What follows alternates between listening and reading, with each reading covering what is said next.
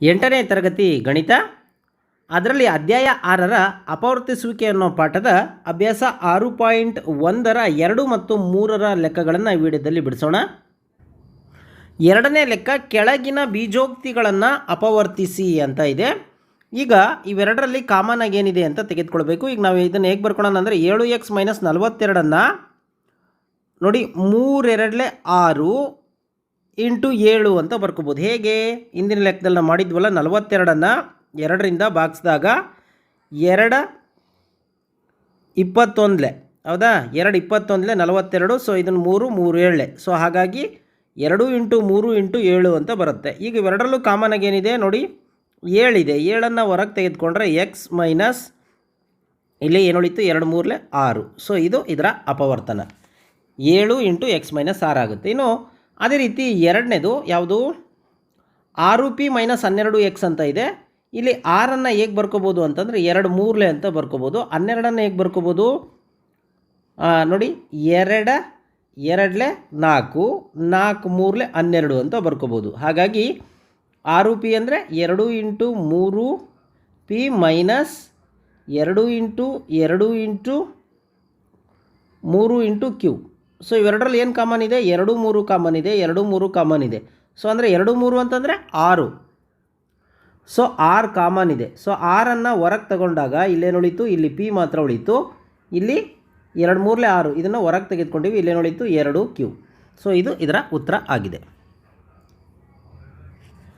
ಮೂರನೇ ಲೆಕ್ಕ 7a² + 14a ಅಂತ ಇದೆ.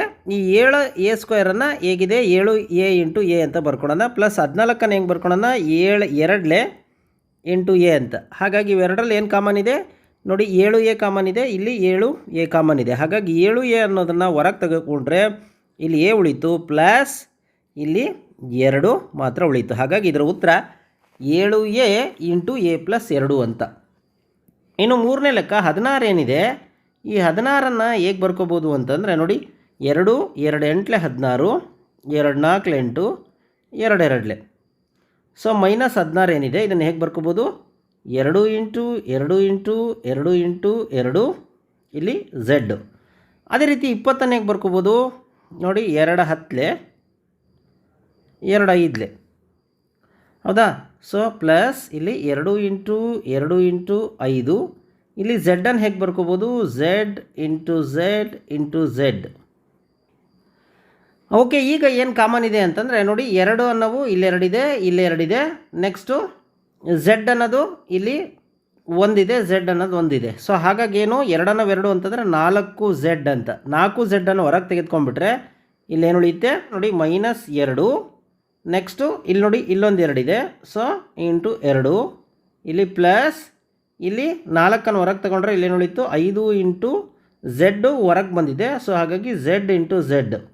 ಸೊ ಅಲ್ಲಿಗೆ 4z ಇಲ್ಲಿ -4 2 2 4 ಪ್ಲಸ್ 5z² ಇದರ ಉತ್ತರ.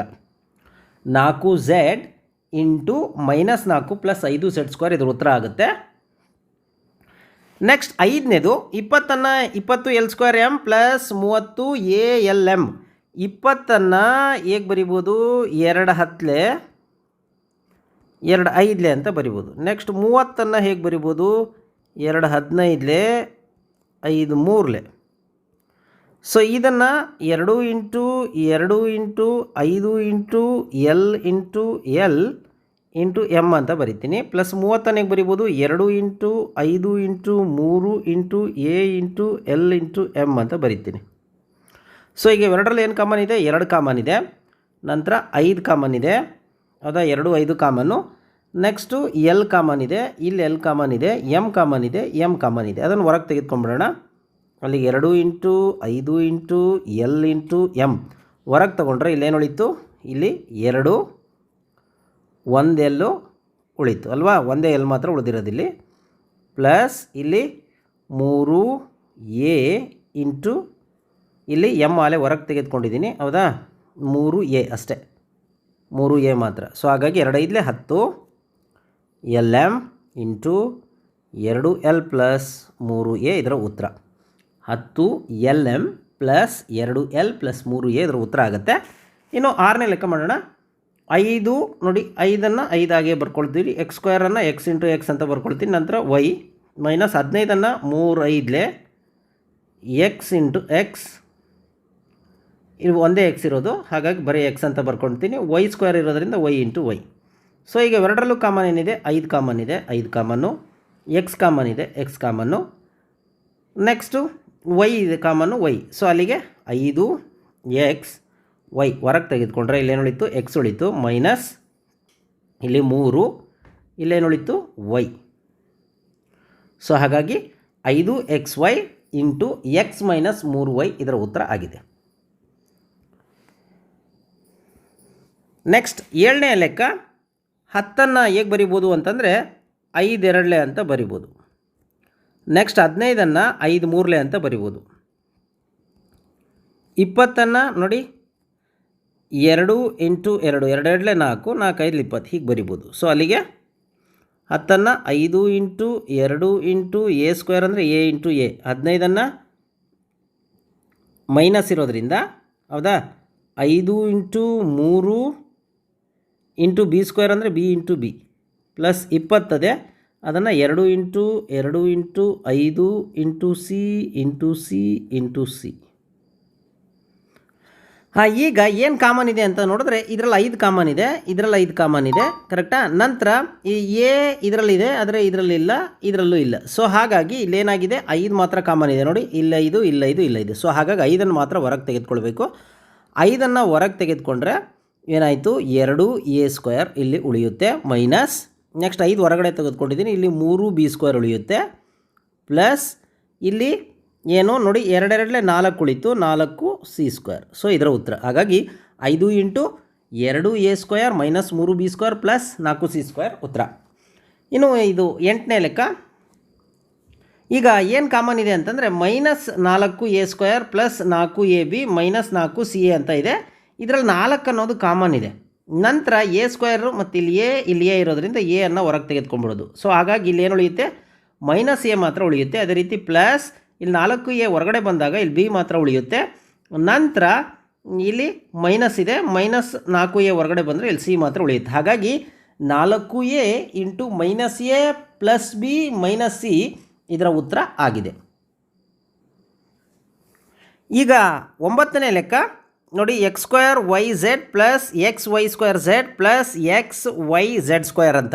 ಇದರಲ್ಲಿ ಚಿಕ್ಕದು ಯಾವುದು ಎಕ್ಸ್ ಅನ್ನೋದಿದೆ. ಸೊ ಹಾಗಾಗಿ ಎಕ್ಸ್ ಅನ್ನೋದು ಹೊರಗಡೆ ತೊಗೊಂಬಿಡೋಣ. ನಂತರ ವೈ ನೋಡಿ, ವೈ ಅನ್ನೋದು ಚಿಕ್ಕದು ಯಾವುದು ಮಿನಿಮಮ್ ವೈ ಅನ್ನೋದಿದೆ.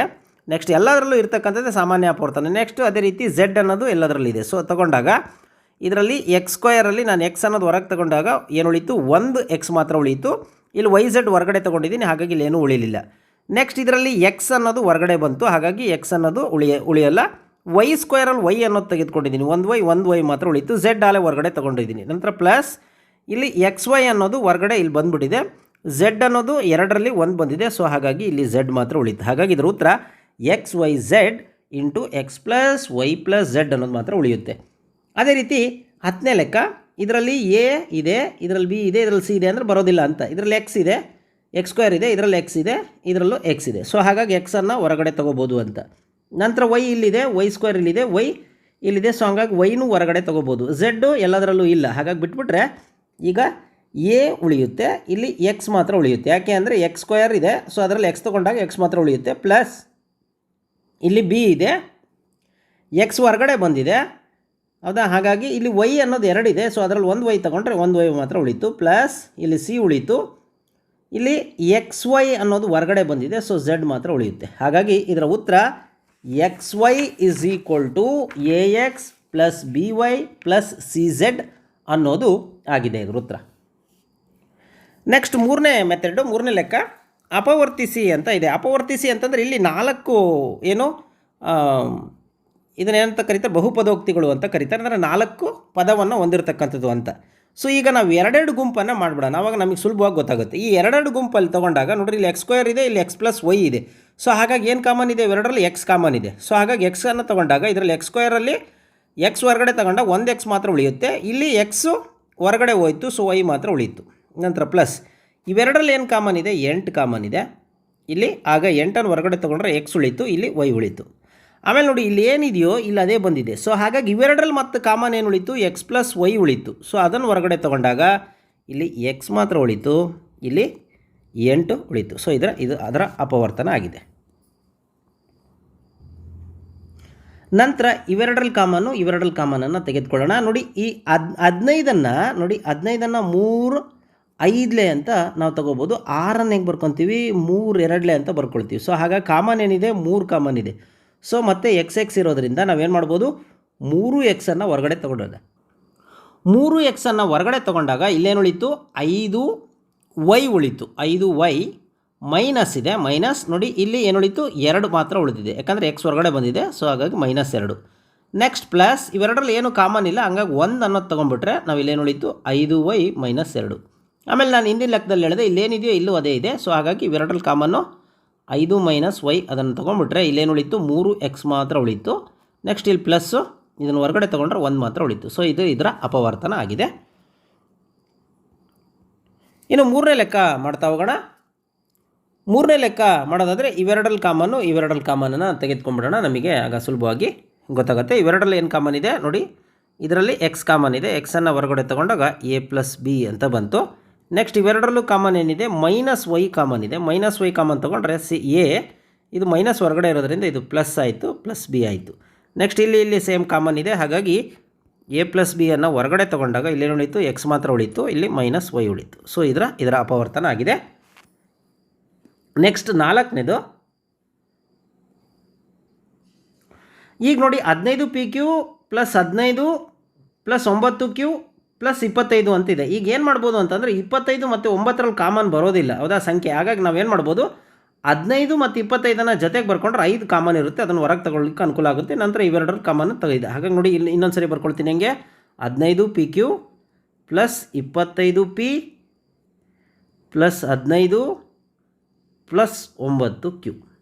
ಸೊ ಇವೆರಡರಲ್ಲಿ ಕಾಮನ್ ಏನಿದೆ, 5 ಕಾಮನ್ ಇದೆ. ಯಾಕೆಂದರೆ 3 5 ಇದು 5 5. ಸೊ 5 ಹೊರಗಡೆ ತೊಗೊಂಡಾಗ ಇಲ್ಲೇನು ಮತ್ತೆ5pನೂ ಸಹ ಹೊರಗಡೆ ಬರುತ್ತೆ. 5p ಹೊರಗಡೆ ಬಂದಾಗ ಇಲ್ಲಿ 3q ಉಳ್ಕೊಳ್ತು ಅಲ್ವಾ. ಯಾಕೆ ನೋಡಿ 5 3 15pq ಪ್ಲಸ್ ಇಲ್ಲಿ 5 5. ಸೊ ಅದ್ರಾಗ 1 5 ಹೊರಗಡೆ ಬಂದಿದೆ, ಸೊ 5 ಉಳಿತು. ಇಲ್ಲಿ p ಹೊರಗಡೆ ಬಂದಿದೆ, ಸೊ ಹಂಗಾಗಿ ಇಷ್ಟೇ.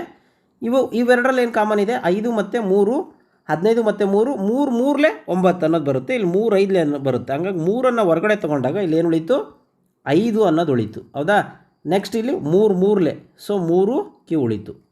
ಸೊ ನೋಡಿ ಇವೆರಡು ಒಂದೇ ಕಾರಣ. ಇನ್ನೊಂದು ಸರಿ ಬರ್ಕೊಳ್ಳೋದಾದ್ರೆ ನೋಡಿ 3p 5p ಹೊರಗಡೆ ಇದೆ, 5p × 3q + 5 ಪ್ಲಸ್ 3 × 3q + 5. ಇದನ್ನು ಹಿಂಗೂ ಬರ್ಕೋಬೋದು, ಹೌದಾ.